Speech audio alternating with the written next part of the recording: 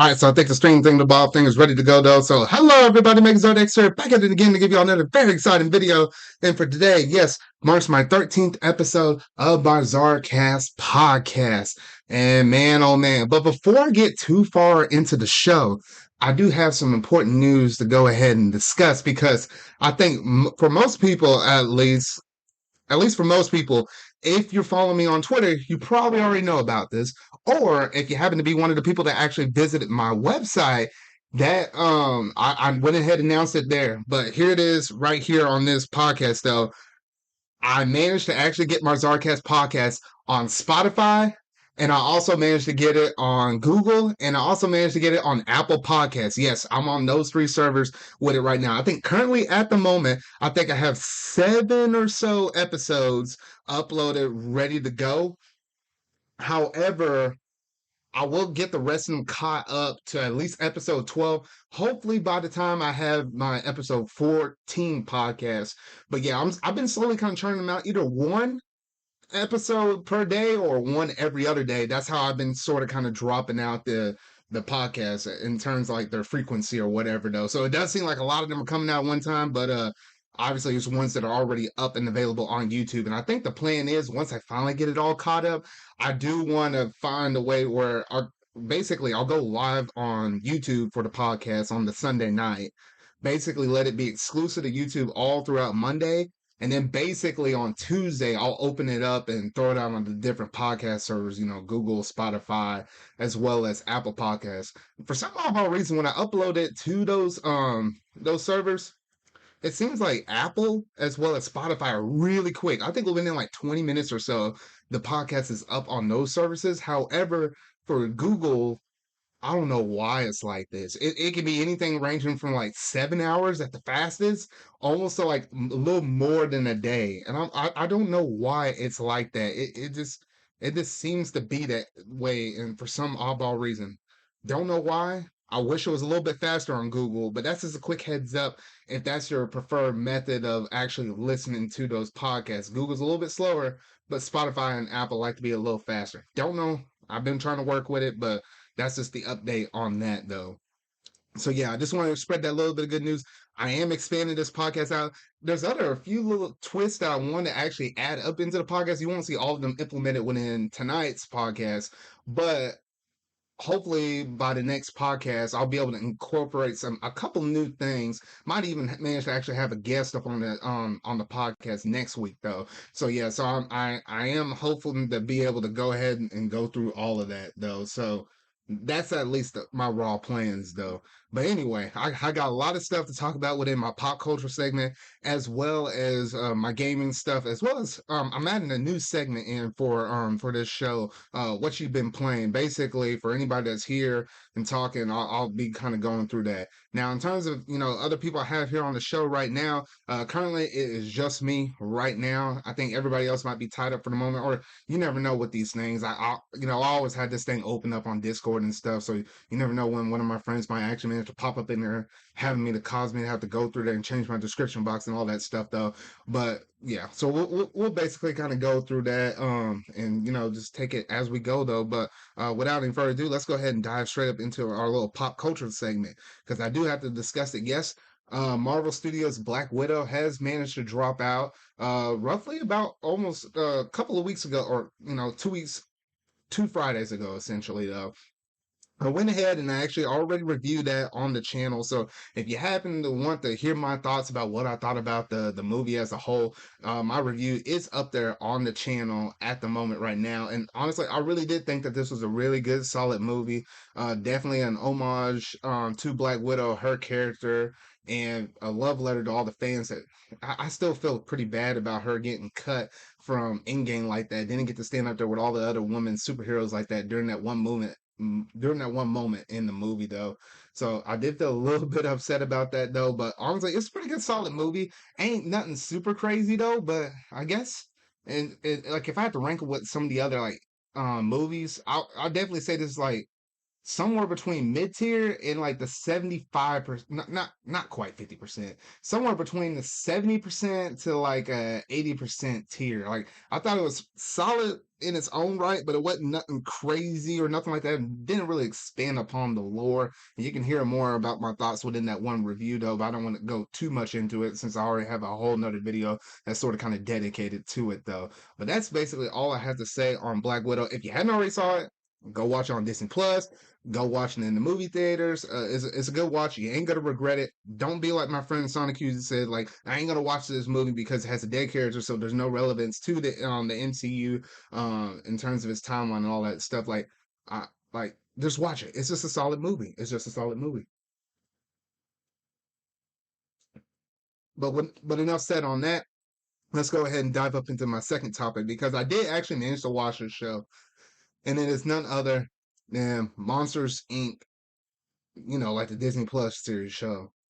And I did mention in my last podcast that yes, I was going to go through and watch it and kind of give my thoughts about what I kind of thought about this show. I watched the first two episodes, and at least with those two episodes, I was like, okay, you know what? It's all right.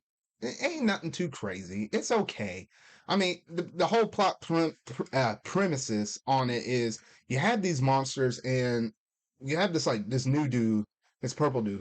It's too short of a series so far. There's only three episodes out at the current moment, I believe, and I hadn't watched the third episode just yet though. But too early on for me to memorize all the names, though. Besides Mike Sully right here, though. But anyway, this new dude comes off the block and he was like, you know what? He was essentially getting taught at that university that we saw in Monsters Inc. 2, or yeah, Monsters Inc. 2. And he was training to be a scare or whatever, though. But obviously, in the events that happened after the first movie, they went from scaring to going and start to go the whole laughter business. So by the time he actually showed up at the work, because he got like a special invitation to be sent over there. By the time by the time he got sent over there, they made this rough transition. So they basically sent him underground to work with a group of people that basically does all the maintenance on everything, like the doors, the facility, everything else like that. And it's basically like him having this show. It's primarily focused around him. You do get to see Mike and Sully occasionally along the way, though, but it's primarily focused around him and how he's trying to get on that quote unquote new laugh floor instead of a scare floor now. And that's the whole premises of the whole series. And I'm pretty sure by the end of it, to be honest, I mean, I don't know if this is going to be a spoiler or not. Really, it ain't, but this is just my real own prediction. I feel like he's going to get attached to those other characters that are actually working on the maintenance. So all this time he wanted to get on that laugh floor, but I feel like at the end of the day he's going to be wanting to stay with the crew that he's been assigned to for this temporary time period or whatever though. But that's basically the whole gist of it. So it's pretty nice. I actually do like that new opening that they have. Like I always love that little jazzy theme opening that they have for Monsters Inc. But the different twists with them actually going through and doing it where there's like a person kind of singing it in like a sort of kind of almost like an acapella. Well, not yeah, sort of kind of acapella kind of way. Him singing it like that though, it is a little different, but I still like it at the end of the day. So I mean, but yeah, that's basically what I'm thinking about, or that's all my thoughts on this one series. So give it a shot. I mean, it's on Disney Plus. You have it. I mean, just give it a watch. I mean, it's a pretty nice little fun little watch. But I'm kind of curious the way how the rest of this series will play out though. Now, the last major one, and probably the biggest pop culture segment I have to talk about, is yes, I went and I watched it.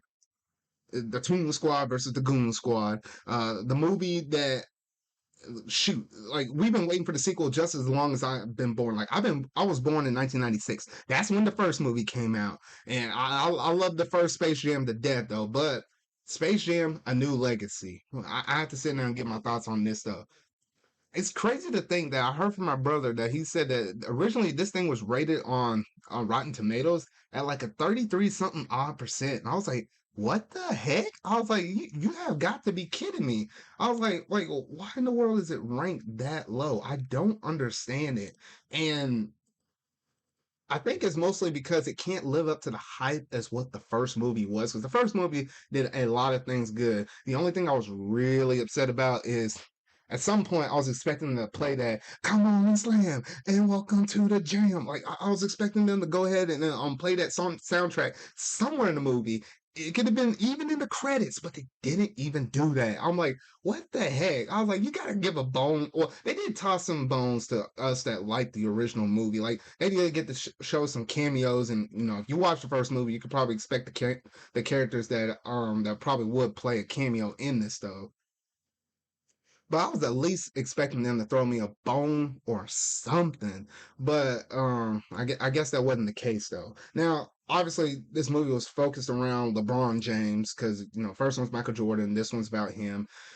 And in terms of the comedy, you, you know, despite what everybody says about this movie, the comedy I think is what actually sold it. Like there's this little moments. Like for example, I'll give you like one little snippet of the thing. It was like basically the whole plot is centered around LeBron and his son, and basically his son wants him to be as himself, but LeBron is trying to push his passion of basketball onto the kid, and the kid is actually really focused on gaming. Like he likes gaming, which there's a lot of ties I even like with that within myself. Like you really got to see the dude playing an original Game Boy.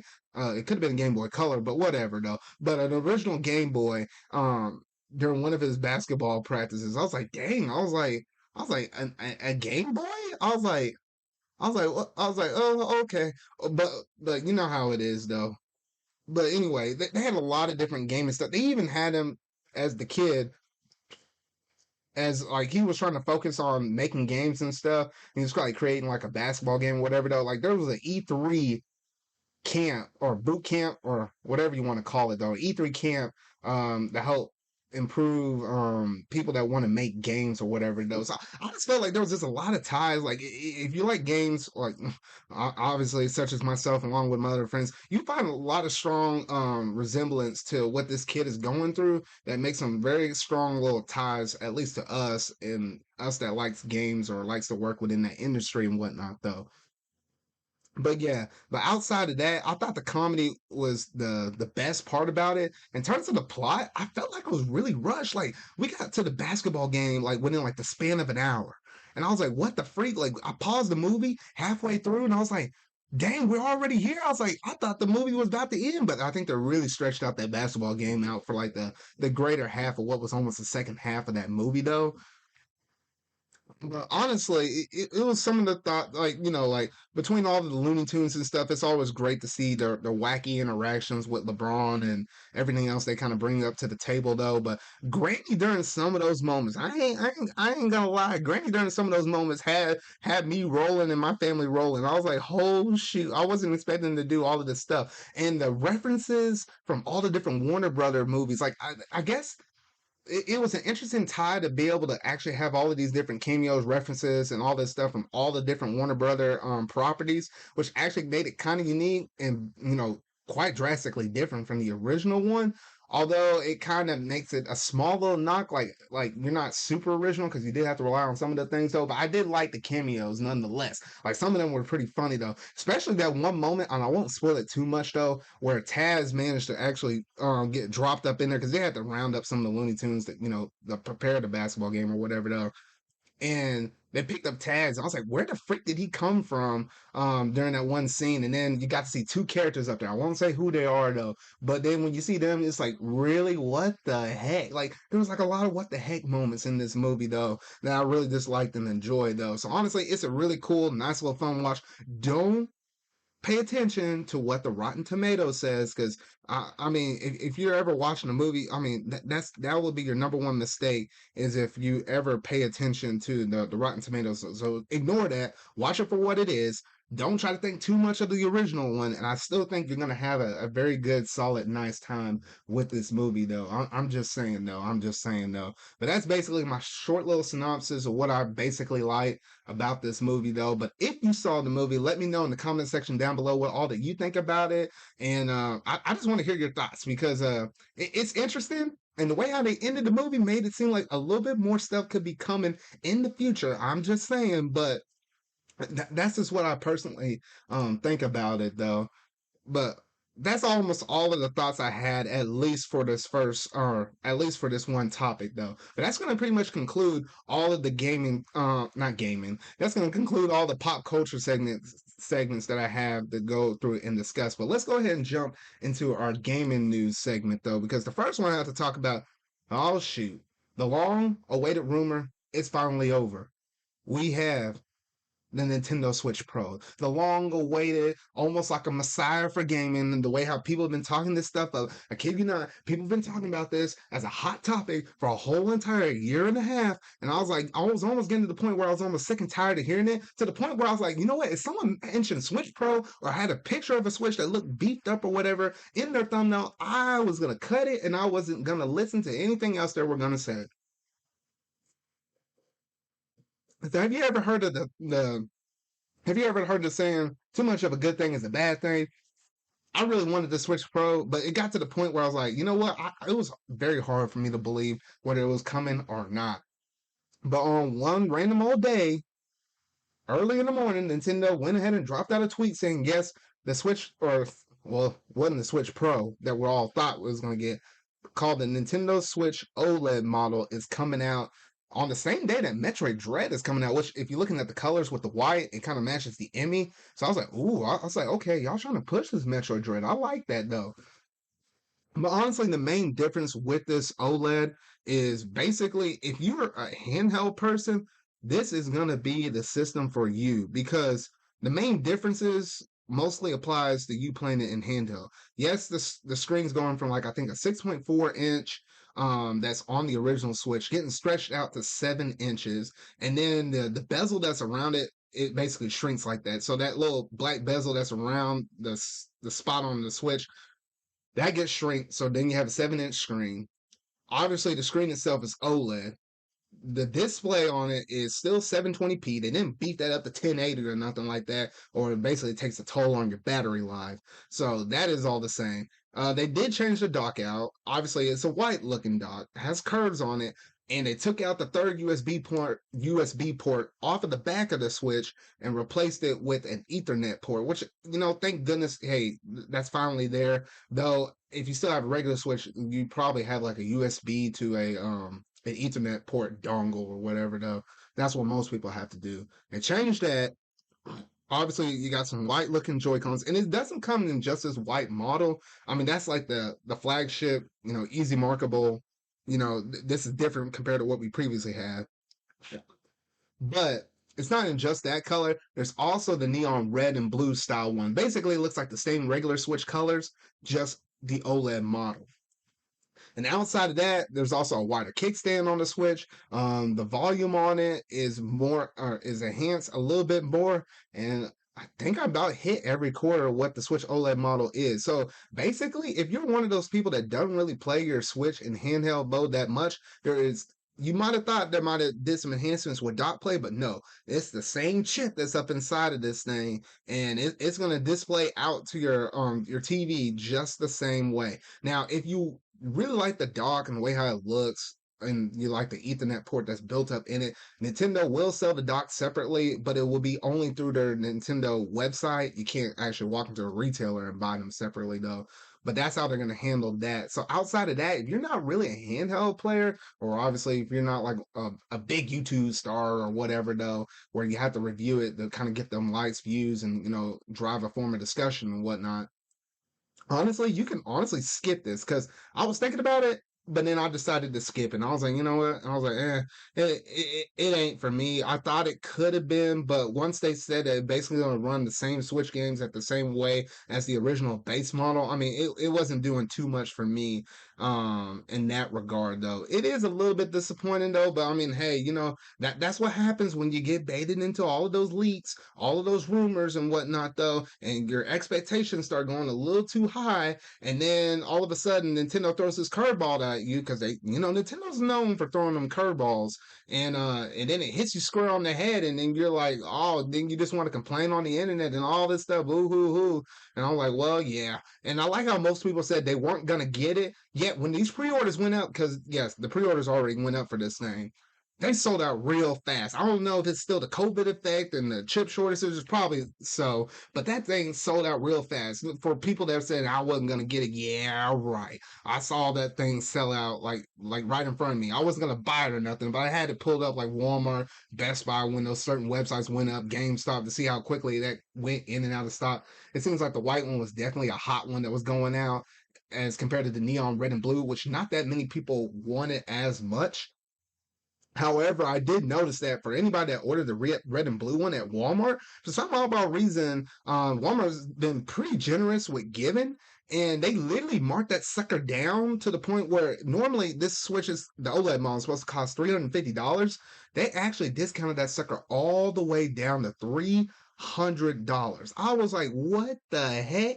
I was like, Walmart is the company that just keeps on giving. Because I remember, even with my Metroid Dread limited edition, they literally marked that sucker down from like 80 or no, well, no. It retails at the special edition retails at $90. They marked mine down all the way down to $52 at Walmart. I was like, oh shoot. So you're telling me if they hold that competitive, they mark it as a competitor price match. If they manage to hold that down to $52, that's gonna be $8 cheaper than the MSRP of the regular standard edition. I'm gonna be like, you know what? I'm gonna keep an eye on Walmart in the future. If I have to order anything that's like a limited edition or anything like that, I might place a second order with Walmart because I think Walmart's been trying to give out them low key those low key hookups because I think they just kind of want you to get in their store to hope that you're gonna buy something else. And I think that's the reason why, like on a lot of Switch games, they're not marked as like $60. They're marked down to $50 almost every time I walk up in there though. But yeah, that is something to kind of keep in mind if you know if you're trying to always kind of buy some cheaper games.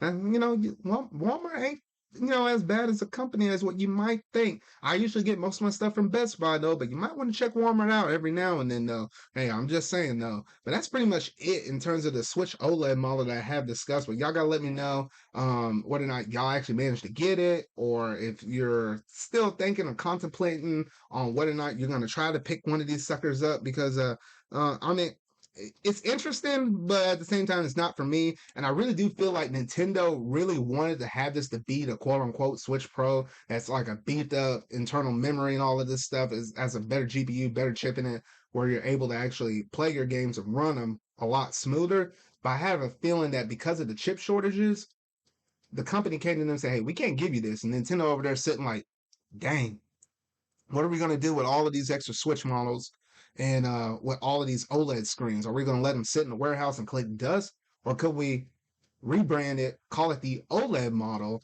and then we can bundle that up and ship it out the door now? And if there are future chips in there, we can call that the Switch Pro in the future, or at the time it gets thrown off drastically or whatever though, then honestly they could just save all their resources and wait for the Switch successor with like the Switch 2 or whatever though, the next gen.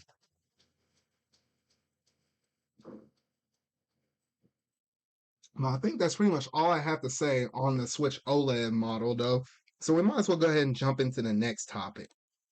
And yes, you might be looking at the screen if you're watching the YouTube version of this, but yes, y'all might have heard something about this within the news on Twitter, and at first you might have thought it was a joke. You might have thought it might have been a parody, but no, this is actually real.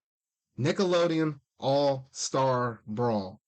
We all know Smash Brothers, right? Imagine Smash Brothers with legacy Nickelodeon cartoons such as SpongeBob, Teenage Mutant Ninja Turtles, Danny Phantom, Rugrats.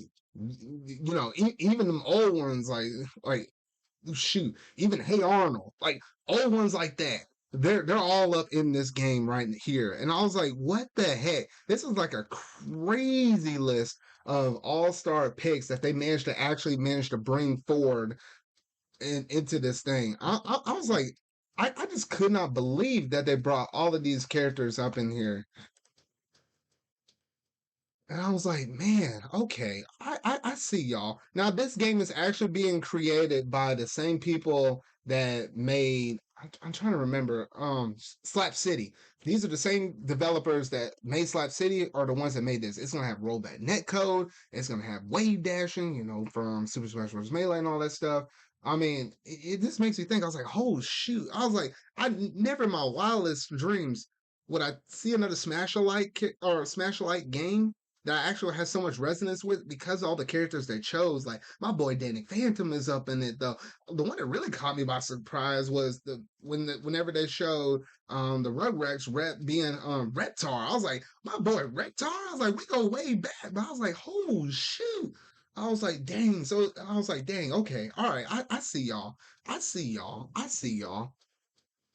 And it's interesting because I'm like, well, now it's like people are kind of speculating on like, I think the best thing about this game being announced is just the memes. Like, if you've been on Twitter, like, oh shoot, the memes have been absolutely ridiculous. Like, I encourage you to go through and just look through the crazy stuff that people have managed to actually make though. But I was like, okay, I was like.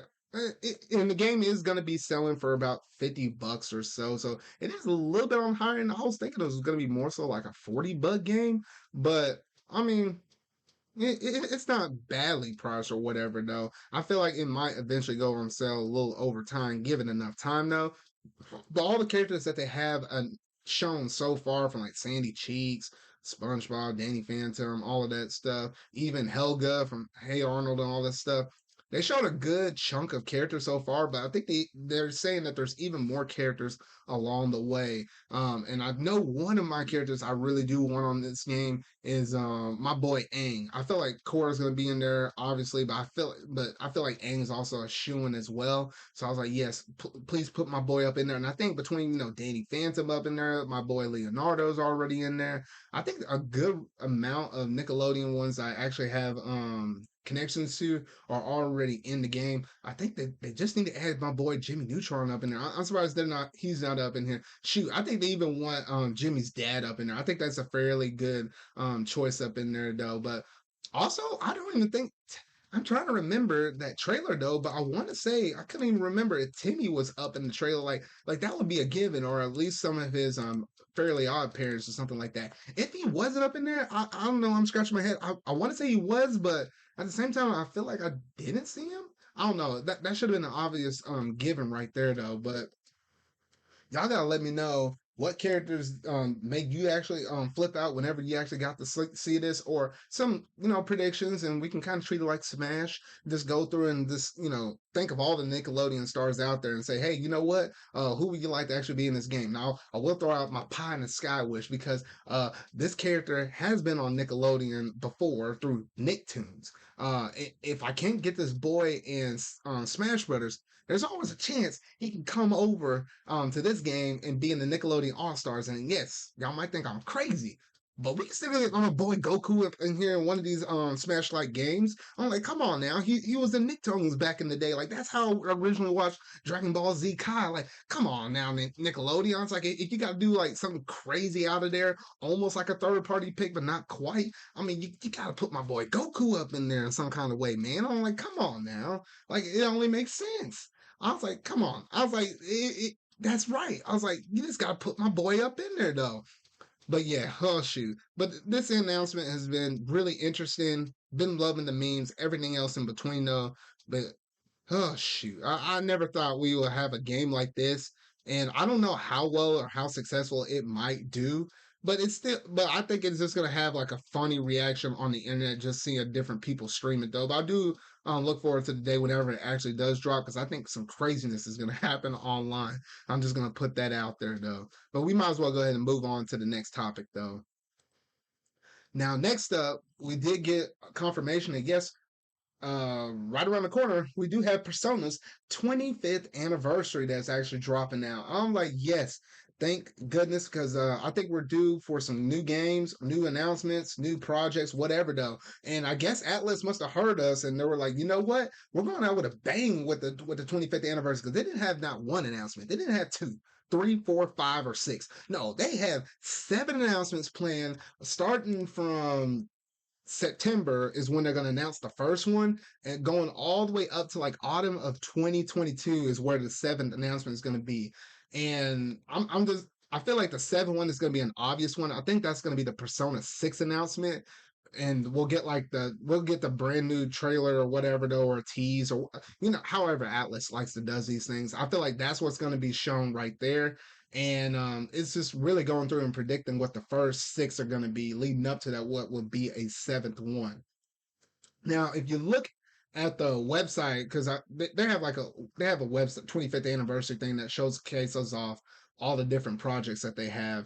And the very first one actually showcases it with like a yellowish kind of background right behind it. And with that yellow background, I did notice, I was like, wait a minute, you know how each Persona game almost has like a theme or some kind of color on it. The background in it is yellow and like a kind of glitched out yellow. And I'm like, wait a minute, we know what yellow is. That's Persona 4 or Persona 4 Golden. And I was like, you know what? I was like, I have a feeling, at least for this first one, I think it might be almost safe to say that that's going to be them announcing that Persona 4 Golden, that was originally this year, managed to launch on Steam. So you can actually, play that game on your PC and whatnot, though, for like $20 or so. I feel like they're gonna drop that game out on basically almost every modern console. I feel like they're gonna bring it back over to PS4. I think they're actually gonna bring it over to Switch. Might come to Xbox, Xbox Game Pass and all that stuff. I feel like they're gonna try to put it out everywhere where they could possibly do it.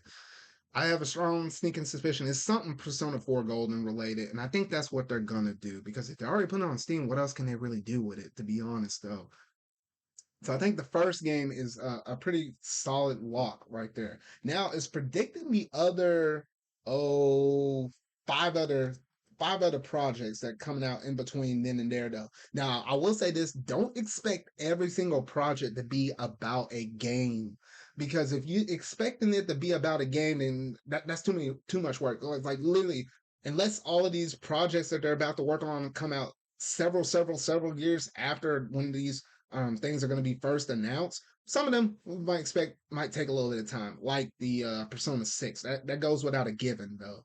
But everything else, you can't have that many games. You're going to have to slow it down a little bit, though. So I will say this in terms of the other five that is between the Persona 4 Golden that I predicted on all other consoles and what would be a Persona 6 announcement, I think one of them is going to be a project about it's gonna be a mobile game. One of them is gonna be a mobile game, and I think it's gonna be like a crossover between like all the different Persona games. They maybe do it as a gotcha, something like that. I feel like one of them is for sure gonna be a mobile game. Don't know where it's gonna be spaced out between the first and the last announcement. I have a feeling one of them is gonna be a mobile game. The second one is gonna be one of the Persona spinoffs. Literally, Persona is a spinoff of Shin Megami Tensei, and then we're probably gonna have a spin, or and then Persona Q2 is basically a spinoff of the spinoff. So I mean, yeah. So I feel like the other one is going to be a Persona Q3, because Persona Q2 I think was the last one we had. So Persona Q3 I think is going to be for sure in this list. So I'll go ahead and put that down. Getting back on the game side of things, I think they're actually gonna give out a definitive edition for Persona 3 and go ahead and put that out there, because I heard from some people that there's not really like a best way to play Persona 3 based upon the way how like within one of the games, I think it's like the original one, where it's like you couldn't control your party members. They basically acted on its own. But then I think whenever they did the PSP version, or whenever they moved it over there, that's when they added like the female protagonist. Like you got to choose between them. It had like different options, different scenarios that were up in that game exclusive to that. So I think there are some things within the first version and some things in the second version that make them totally different. So it's not like a definitive way to play. But if you mix and match and put both of those two together, then I think boom, you might have something going good. So I think basically that Persona 3 is gonna basically be like a definitive sort of kind of like a remake, sort of kind of ish, but like a definitive version of Persona 3. I think that one's going to be one where they had to put quite a bit of resources up in. So like the Persona 4 Golden thing is just a port moving it to more stuff. Persona 3, I think, is actually going to be like a legit hardcore definitive, edition thing. So I feel like they're going to put a lot of work up into that. So I mentioned Persona Q2, I mentioned the mobile game, I mentioned Persona 3 Definitive Edition, and then I feel like they're gonna do some love to the original first two Personas in some way, shape, or form. But I mean, I only got two more options left, and I doubt if they did this with both. I don't know. So I feel like maybe somehow they can maybe go through and give like an HD remaster, somehow modernize the first two games. I don't know how and what way, but somehow maybe give it like a remaster or something like that, or basically port them or move those two versions of the game to modern consoles. Somehow, some way, make Persona 1 and 2 playable on modern consoles. some way. It could be a straight port. It could be a remaster. I doubt it's going to be a remake, like what I'm thinking what the Persona 3 Definitive Edition would be. But I don't know. I just feel like some kind of representation of Persona 1 and 2 is going to be there. And then the very last thing I think is going to be some kind of anime project. Because, I mean, we already got one for Persona 5 and we got one for Persona 4. I can't remember if there's one for Persona 3. So maybe the anime will either be based upon either Persona 1 or Persona 2. I think that's what I'm actually going to do. That. Oh wait, okay. So I got Sylvia on, one of my good friends over here in the chat, and he's saying that one of the projects is probably a concert, and I kind of doubt Q3 will happen.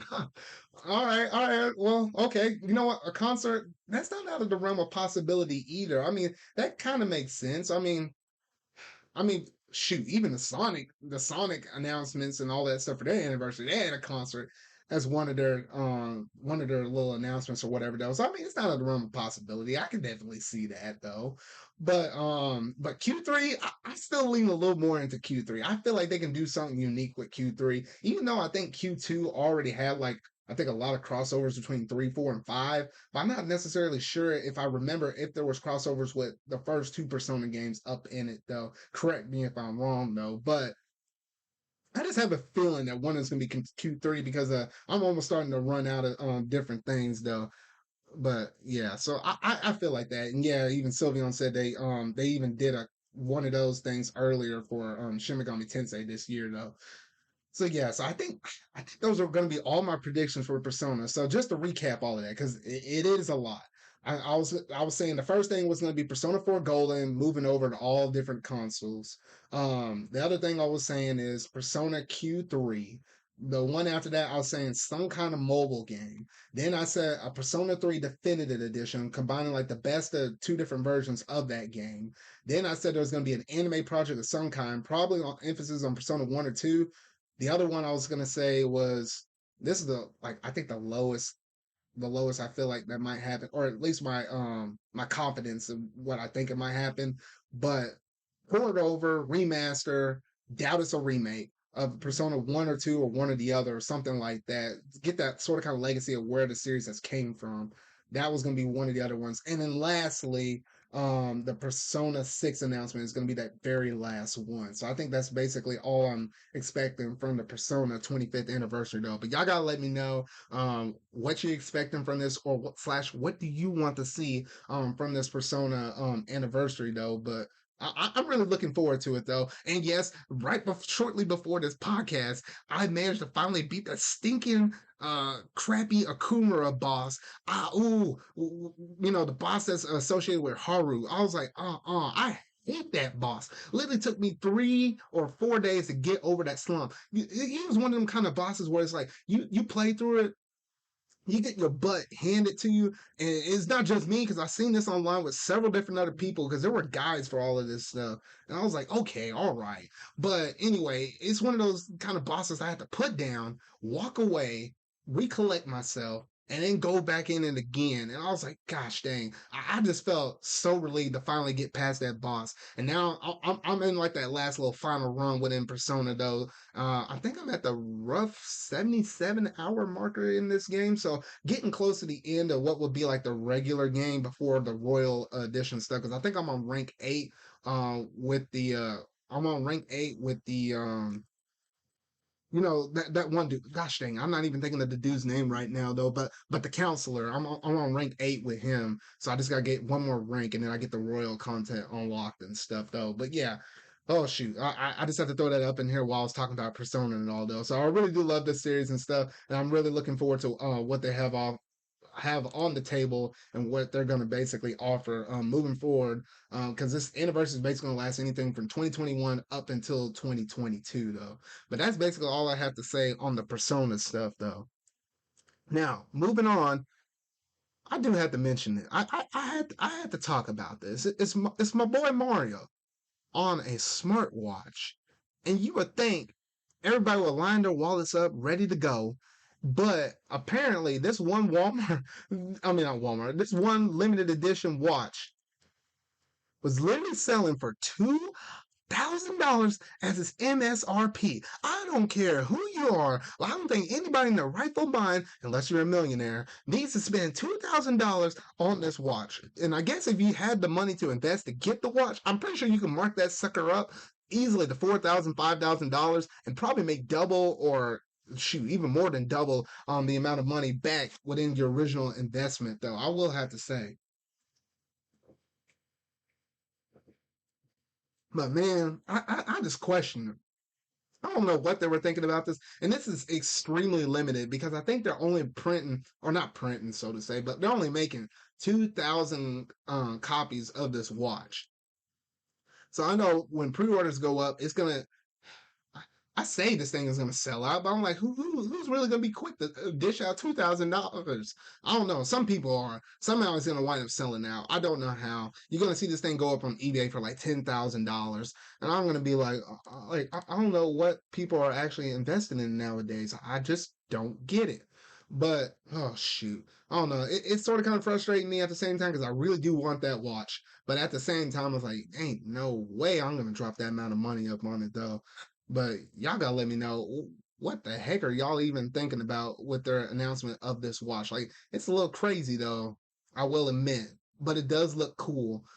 From some of the pictures I actually managed to see though. So, if anybody wants to drop that money in my PayPal or if you want to cash at me, I mean, I accept that. Just shoot me a message. I'll take the money. I'll take the money. I'll take the money. I might not be able to afford it to get the watch, but I'll take the money. I'll take the generous gift. But anyway, that's pretty much all I have to say on that. That was just a short little news topic, though. But oh shoot, dang, dang! If you're getting this watch, you might want to just leave that at home because if you walk past me, I'm just gonna take it. I'm just gonna keep it real with y'all. I'm just gonna take it. Now, next up, we got our boy Reggie. This dude literally said he was going to retire from Nintendo. And honestly, I thought he was, going to chill out, kick his feet up, be at the Bahamas or something like that, sipping on ice cold lemonade or whatever, though, knowing that he did his job good at Nintendo of America, though. But this dude still likes to work. Like, he was working partly with GameStop for a little bit before he dipped back out of that. And now, apparently, he's working on a new book called Disrupting the Game from from the Bronx to the top of Nintendo, Reggie Fils-Aimé. And I was like, okay, you know what? That's gonna be interesting. That's an instant buy for me because I feel like literally this is almost turned into like a trilogy or almost what could be a Triforce for Reggie. Because or not Reggie for some of the Nintendo people making books because like we have the Whatcha ass book and now I'm gonna have to get this one to add in my collection with this from Reggie as well though. So I'm like, okay, you know what? That's pretty nice. I was like, all right. I was like, I was like, you know what? I was like, all right.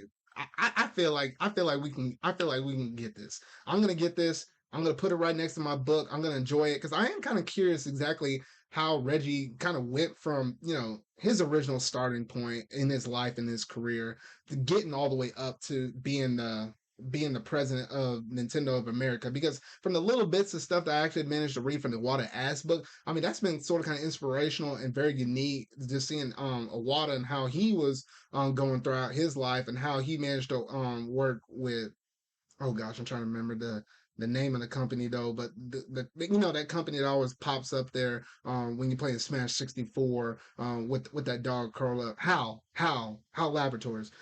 Yeah, it was interesting to see him kind of race to the top of that and then eventually work his way into Nintendo though. But I am very interested to see this book. This book doesn't come out until next year, so I think what is it 2022 I think is when the book actually comes out though. But you can see a small little description on it on Amazon right now though. But yeah, just keep your eyes out on that book because I think that would be an interesting one to add to your collection if you're a strong Nintendo gamer. Just kind of see exactly where Reggie came from, the trials and tribulations he had to kind of experience to get up to that point, leading to where he is now. Then obviously where he's retired now, he's kind of just kicking back and chilling. At least for the most part, except for him making this book though.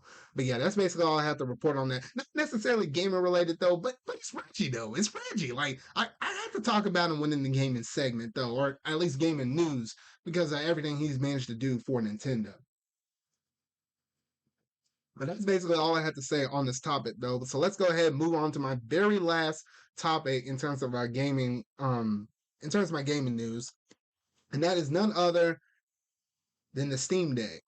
This long waited, sort of kind of like a rumor console, or sort of kind of idea that Steam was going to basically put out like a hybrid version, something very similar that almost kind of could have competed with the Switch, and it's the Steam Deck. Now you can look at it on the screen right now if you're watching this on YouTube, or you can just Google it or whatever. You listen to the podcast version or whatever of it though. But you can look at this controller right here. You see like the A, B, X, Y buttons, similar format to like an Xbox controller with the button layout right there though. However, the thing that's really kind of jarring when I'm looking at this system is where they put where they put the buttons and the sticks at. Like they're literally, the D-pad's almost falling off the controller as well as those buttons. I was like, dang, I was like, that looks so far off.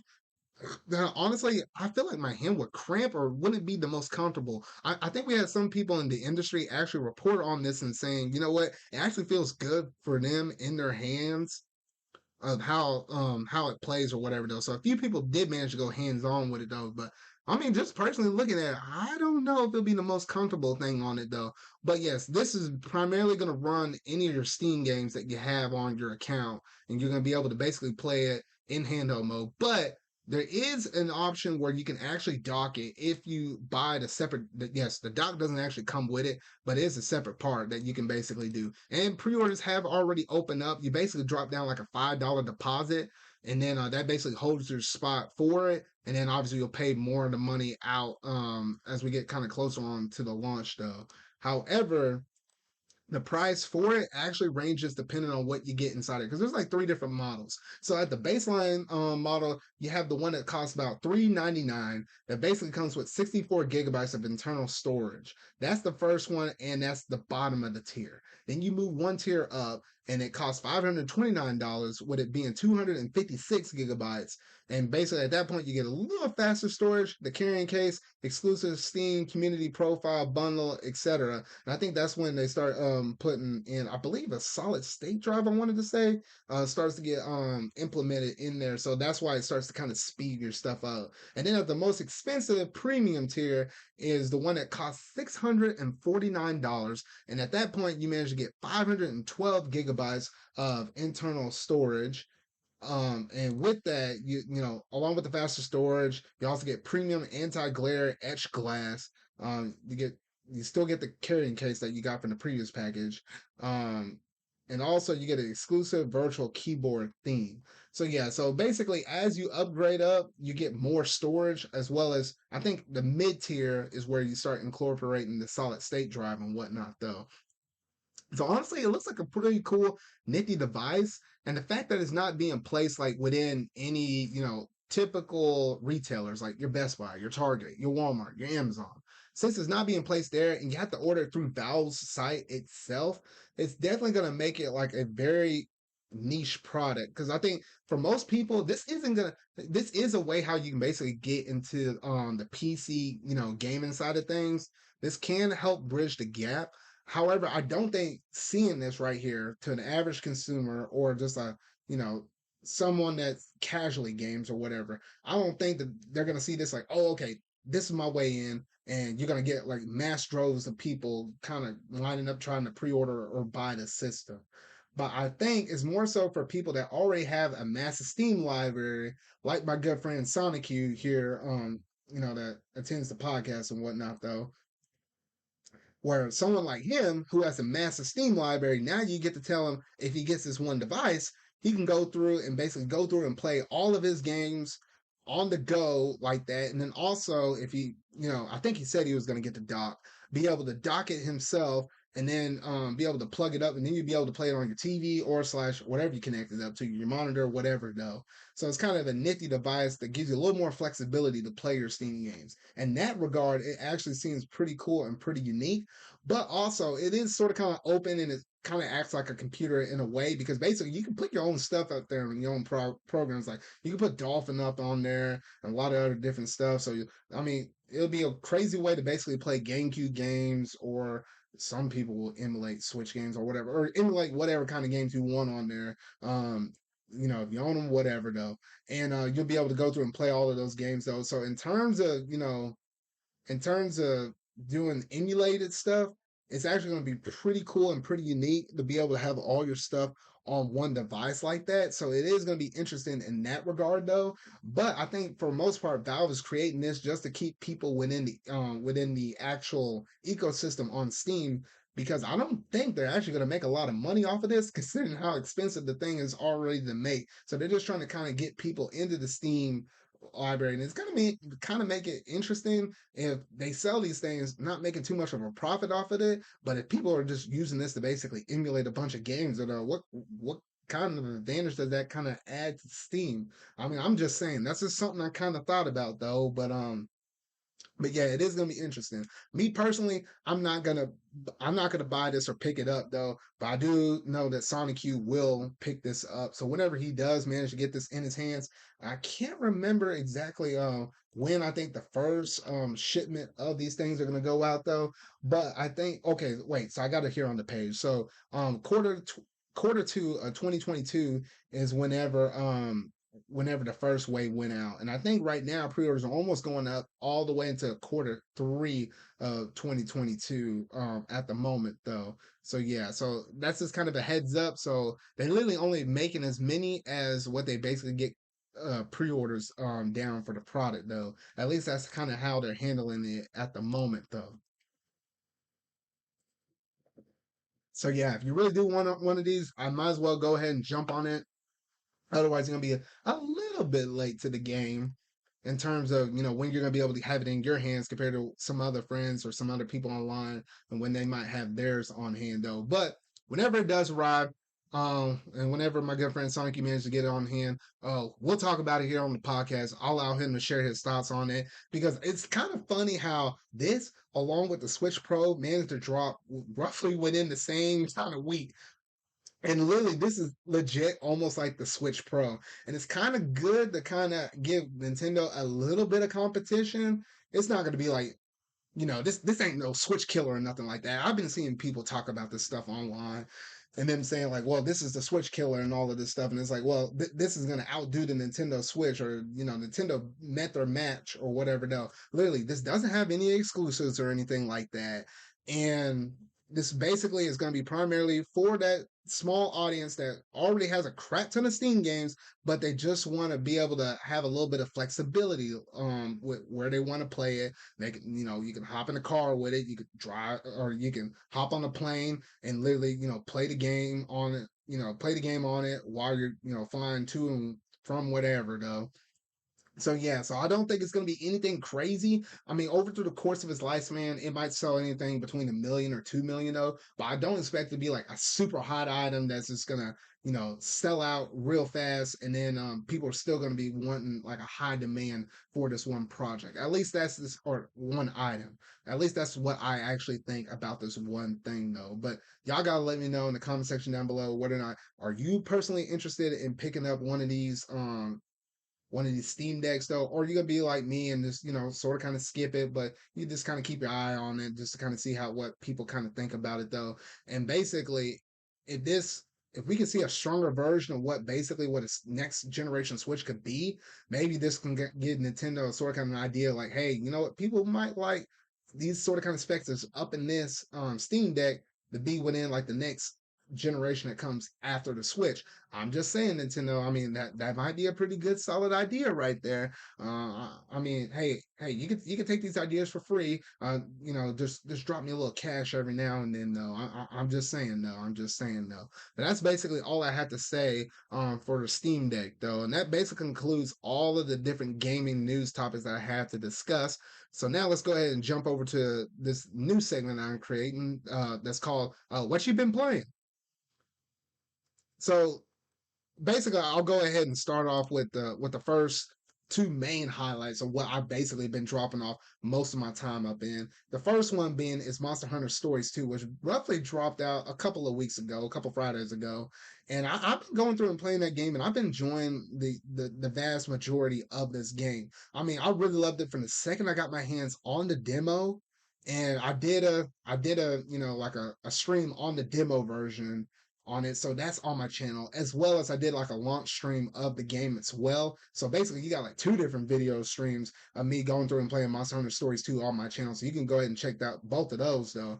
But honestly, I really did love all my stuff or all of the different interactions that this game has to offer because it sort of kind of plays somewhat similar to like Pokemon in a degree. Like you're going through, you're training up these monsters, but they like to call them monsties, which I don't think I saw anybody on the internet at all be like, hey, I actually like calling my monsters monsties and whatnot. Though, like, I was like, I like to call them monsters. Like, okay, that sounds a little bit better than monsties. Something like what a kid might say or something like that. But that thought aside, though, the environments and stuff look all super stunning.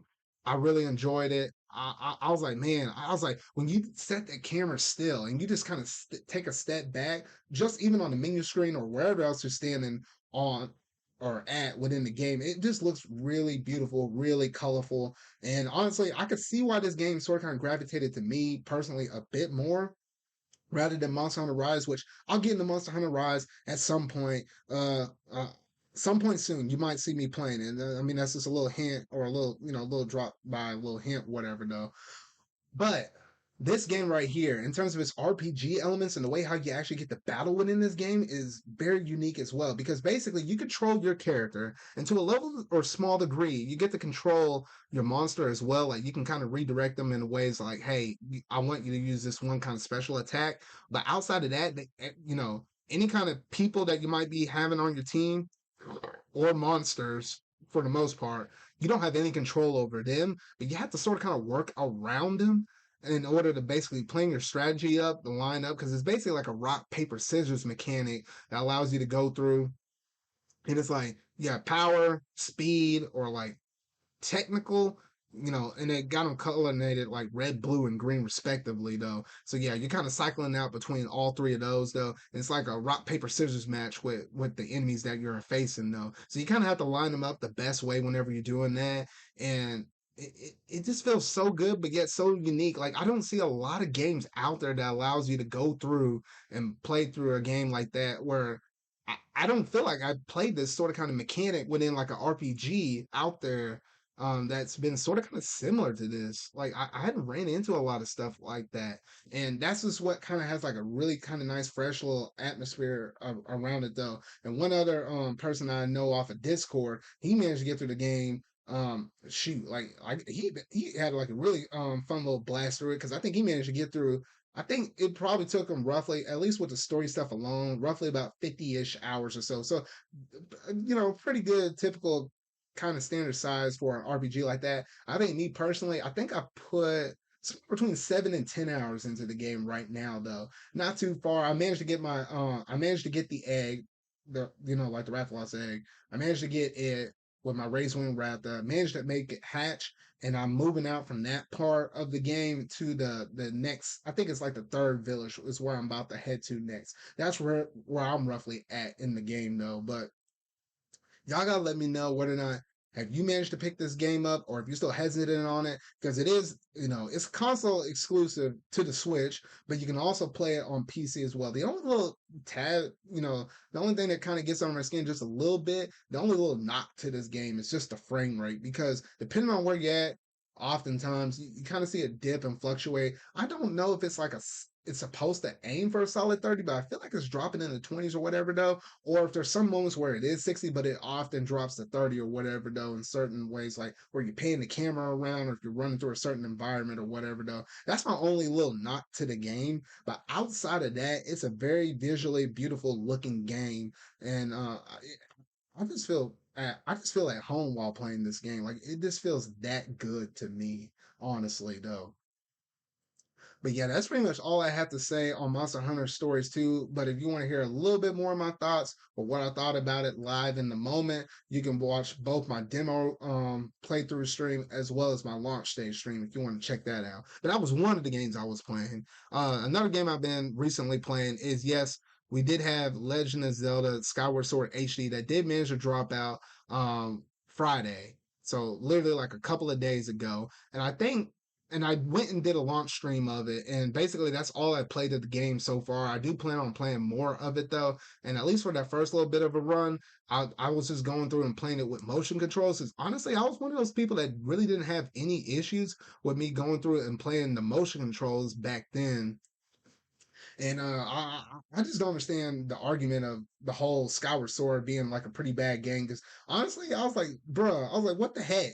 I was like, I was going through it, swinging this thing 10 whole years ago. Like, golly, this game is old. And I'm starting to get old. Like, what the freak? But anyway, this game came out a whole decade ago. And I was like, bruh, I was like, y'all telling me y'all couldn't grasp that sword with your right hand and grasp that shield with your nunchuck with your left hand and control Link and swing around. I didn't have no issues as a kid playing that game while I was growing up. Yet somehow, some way, I think most adults or might have been teenagers at the time, which, now they're adults now, I guess couldn't have like a strong grasp on it. I don't know. But for me, Skyward Sword was one of those games within the Legend of Zelda series. It was actually the very first Zelda game I ever played. It was thanks to my brother. My brother was the one that originally got it. And then I just happened to play right behind him because I think he asked for it for Christmas or something like that. That's what got me into Legend of Zelda. So maybe it was my first game or whatever though. But then I went through and played a whole bunch of other Zelda games. I was like, no, this is still one of my most favorite Zelda games right here because the story is so good. And literally, this is the best version of Zelda right there though. And I don't even have to tell you about Groose, the way how his character growth and development goes from start to finish in this game makes him a pretty loved and beloved character. Like literally, you can go on Twitter and go and find and dig through Nintendo's tweets. Like they literally gave like a Groose appreciation to him like on the launch day of Legend of Zelda, like changed her profile pic out and everything though. It was really nice though. But honestly, been really loving the improvements to the game. 60 frames per second. You can, control the camera around and move it in like a full 360-degree circle and whatnot though. I was like, dang, I really do love and appreciate this. And I know my good friend over there, Alexis, I know he played the crap out of this game though. He got pretty far. I think he might have played nothing but Skyward Sword. He played nothing but Skyward Sword, I think, on that launch day, though. Hopefully, I can have him back on the podcast here soon because I kind of want to hear his thoughts of what he's been liking the experience so far. Because I think he's been primarily playing with button controls. So I was like, oh, okay. I was like, I just play with motion so far. I will dabble with the button controls, though, here soon, just to kind of get a feel of what that's basically like, though. But honestly, the game's really solid. I still love and appreciate everything about it, though. I do like how you can kind of skip through cutscenes and then skip the tutorials because I was like, I still know a good chunk of this stuff. It might have been a decade since I last played this game though, but I still sort of kind of know a good chunk about the game. So I was like, it was nice to be able to kind of skip through all the tutorials and stuff. But yeah, so that's pretty much it. In terms of my little thoughts on Skyward Sword though, but y'all gotta let me know what do you think about this game. Oh, real quick though, I did have to mention that yes, I did manage to get the amiibo as well as I managed to get the Joy-Cons. The Joy-Cons look pretty sick. I did manage to drop that video, an unboxing of me unboxing the Joy-Cons on the channel. It actually did fairly well. It got over 300 plus, I want to say maybe 350 plus at the moment of this recording though, views on the channel. So it did pretty well. So I do appreciate all y'all kind of tuning in and looking at that unboxing. I would have done the amiibo too if it happened to came in on the same day, but I think it came later on that launch day on Friday. I felt like at that point, probably too many people were doing their own unboxing. I was like, I probably won't even mess with it though. But it was nice to be able to actually get those amiibo coming early through Target, and I actually managed to get it on that Thursday right before the launch. So I think that's like the only thing I think in recent memory I'm thinking of where I was able to actually get some kind of product that was released by Nintendo a little earlier before the street date release. So that did kind of feel pretty cool in itself though. But I really did like that though. But yeah, I just have to go ahead and mention that out. And that amiibo though, I know people kind of upset at how expensive it was. But honestly, the level of detail on that amiibo with Zelda and her Loftwing, I was like, man, that's a lot of detail, and it just feels really nice though. Kind of sucks how that quick travel feature where you're able to do it anywhere on the surface to get back to the sky is locked behind the amiibo, but there are plenty of bird statues around every area of the game. So don't feel like it's not necessarily like a necessity to have that amiibo to be able to move back and forth between the ground and the sky at will though. But I was just letting y'all know, I was like, you can get through the game with just having the amiibo, or not amiibo. You can get through the game by just, playing it through it normally. It's just that amiibo might be a little more convenient with some of the side quests you have to do when you have to like hit a block on the ground that makes a pillar of light go up to the sky, and you have to hit the or go to the treasure chest to basically get the goods out of it though. I feel like that might be the most helpful thing within the game. within the game with having that amiibo though. But outside of that, it's not a necessity, so don't fear or worry about that. But that's pretty much it in terms of my thoughts on Skyward Sword and basically anything else. Any other games I've been playing? I mean, I still been going through and playing my Metroid Zero Mission. I will be doing, or I do plan on doing my typical stream that I do on Monday nights. For my gaming streams for it to be tomorrow night, and I'll pick up with my third session of Metroid Zero Mission. I think I was right in front of the spot where I was about to fight Ridley next, so you do have the look forward to that tomorrow. So I should be able to face the man himself, though. I mean, it's Ridley. You got to pump this up. You got to hype it up. I mean, shoot, you know Ridley. You know how Ridley is. So I was like, I got to go toe to toe with this man. I always like it whenever I get to see him in the game, though. I think he's like one of the coolest Nintendo antagonists that are out there. Though I just really like Samus and Ridley's reactions like that, though. So I really do look forward to that and me going through and playing that tomorrow night, though. So look forward to that. And outside of that, I've been playing Persona 5 Royal as well. I've been playing that, I think, ever since June, whenever I got the PS5 originally. And I already mentioned about how I just beat that Akumura boss a little earlier on in this podcast, though. So yeah, that's basically those are the main four I've been playing. Persona 5R, Monster Hunter Stories 2, a little bit of Skyward Sword, and then Metroid Zero Mission. I've only been playing that on Monday nights for my stream though. But those are basically some of the recent games I've been playing though. I really do need to pick up and play Ace Attorney 3 because I was literally on the last trial for that one. And I kind of want to get that one out of the way before I really want to get that one out of the way before goodness, the Great Ace Attorney actually drops. Because once the Great Ace Attorney drops, I'm like, I want to be done with the original trilogy, so I'll be ready to play that game, and hopefully with that, I'll be able to get that one out of the way and I'll be ready to go for the Great Ace Attorney whenever that one actually drops, though. But that's basically all I have in terms of the what you've been playing segment, though. But that's basically it in terms of everything I wanted to talk about and discuss from, my pop culture segment, gaming segment, as well as what you've been playing segment, though.